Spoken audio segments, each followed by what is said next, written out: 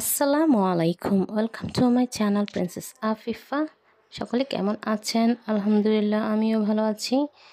এটি দেখতে আপনারা চিনতে পারছেন কিনা জানি না। এটি আমার শৈশবকালের একটি মজাদার পছন্দনীয় ফল। এটিকে আমি ছোটো কাঁঠাল নামেই বলতাম ছোটোবেলায়। এটি আমার কাঁঠালের আকৃতি মনে হতো, আর এটাকে আমি ছোটো কাঁঠাল বলতাম। আসলে প্রপারলি নাম জানতাম না। আমাদের চট্টগ্রামের ভাষায় এটিকে বর্তা বলে। অনেকেই গ্রাম্য ভাষায় অনেকেই বর্তা নামে চিনে, কিন্তু আমি এটিকে ছোটো কাঁঠাল নামেই চিনি। আর এটির রিয়েল নাম হচ্ছে ঢেওয়া ফল, আর এটিকে ইংরেজিতে বলা হয় মাঙ্কি জ্যাকফ্রুট, যা আমার ছোটোবেলার নামের সাথে অনেকখানি মিলে যায়।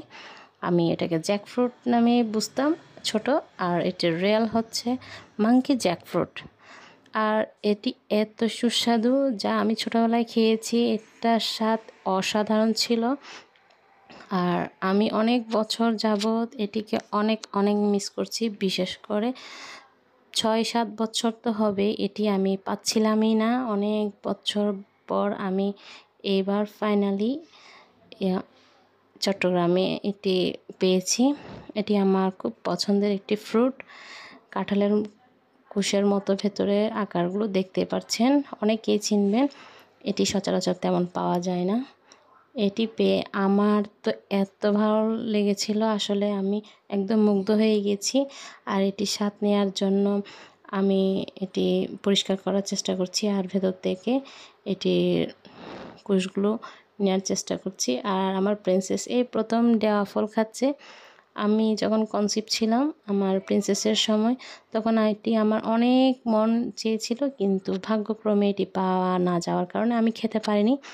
আজ অনেক বছর পর পাওয়ার পর এটি আমি মিস করতে চাইনি, অবশ্যই পেলাম এবং সাথে সাথে পরিষ্কার করছি আর আপনাদের সাথে শেয়ার করব বলে এই ফুটেজটি নিয়েছি। আসলে বর্তমান এই যে দেখতে পাচ্ছেন, দেখতে একদম বিচিটি কাঁঠালের ছোট্ট বিচির মতো, তাই আমি এটাকে ছোটো কাঁঠাল বলেই ডাকতাম।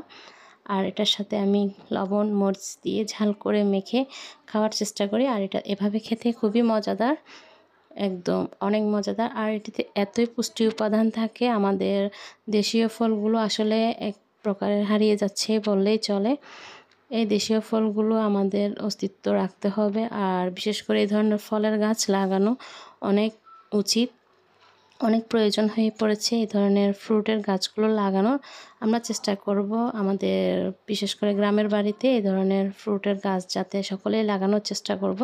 আপনারাও চেষ্টা করবেন যাতে আমাদের দেশের ঐতিহ্যগুলো হারিয়ে না যায়, আমাদের দেশের ফলগুলো হারিয়ে না যায়, আর আমাদের সন্তানরা যাতে এগুলো কখনো মিস না করে, এটা আমাদের লক্ষ্য রাখতে হবে।